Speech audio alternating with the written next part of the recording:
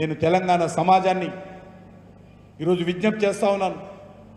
ఇదే రాహుల్ గాంధీ అదే తుక్కుగూడ బహిరంగ సభలో తెలంగాణ ప్రజలకు ఇచ్చినటువంటి హామీలు ఏ మాత్రం అమలు జరుగుతూ ఉన్నాయో తెలంగాణ రైతులు ప్రశ్నించాలి కాంగ్రెస్ పార్టీని. గ్యారెంటీలపైన, కాంగ్రెస్ ఇచ్చినటువంటి గ్యారెంటీలపైన తెలంగాణ యువత ప్రశ్నించాలి. కాంగ్రెస్ పార్టీ ఇచ్చినటువంటి గ్యారెంటీలపైన తెలంగాణ మహిళలు ప్రశ్నించాలి.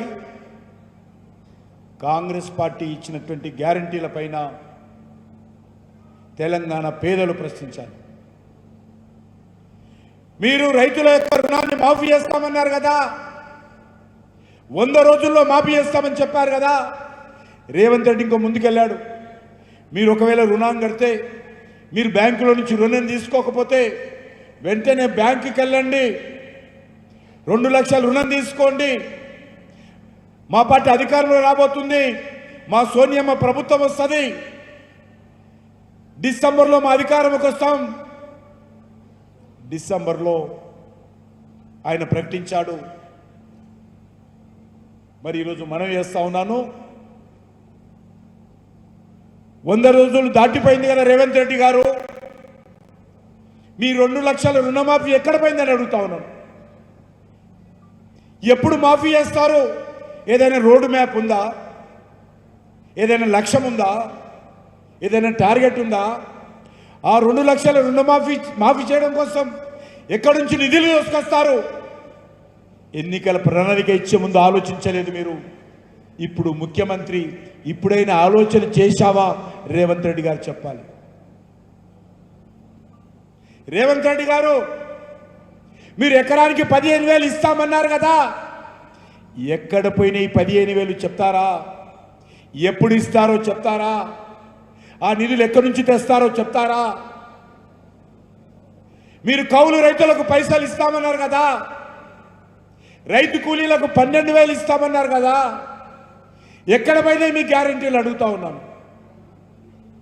మీరు ధాన్యానికి 500 బోనం ఇస్తామన్నారు కదా క్వింటాలకు, ఏమైంది అడుగుతా ఉన్నాను. ఎందుకంటే ఈరోజు తెలంగాణ సమాజం ప్రశ్నిస్తూ ఉంది కాంగ్రెస్ పార్టీ, తెలంగాణ రైతులు ప్రశ్నిస్తూ ఉన్నారు. పెన్షన్లు ఏమైపోయినాయి? ఏది కూడా ఈరోజు కాంగ్రెస్ పార్టీ జవాబు చెప్పలేదు. ఇప్పుడే చెల్లించాల్సిన పని లేదు కాబట్టి బస్సులు పెట్టారు. బస్సులలో తిరగండి, ఇదే ఇందిరమ్మ రాజ్యం. బస్సులలో తిరగండి, ఇదే సోనియమ్మ రాజ్యం. బస్సులలో తిరగండి, ఇదే కాంగ్రెస్ పార్టీ రాజ్యం. బస్సులలో తిరిగితే మీ అప్పు మాఫీ అయిపోయింది అనుకోండి. బస్సులలో తిరిగితే ఇదే ఎకరానికి 15,000 అనుకోండి. బస్సులలో తిరిగి ఇదే మహిళలకు నెలకు 2,500 ఇచ్చామనుకోండి. బస్సులలో తిరిగి ఇదే ధాన్యం మీద 500 బోనస్ అనుకోండి.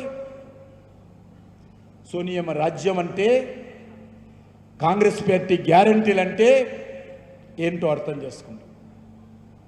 ఈరోజు నేను ముందు చెప్పాను, మేము మా పార్టీ అధికారంలోకి వస్తే ఆర్టికల్ 70 తొలగిస్తామన్నాము.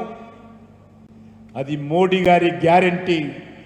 మోడీ గారి గ్యారెంటీ అంటే గ్యారెంటీలను అమలు చేసే గ్యారెంటీయే మోడీ గారి ప్రభుత్వం నడుపుతుంది.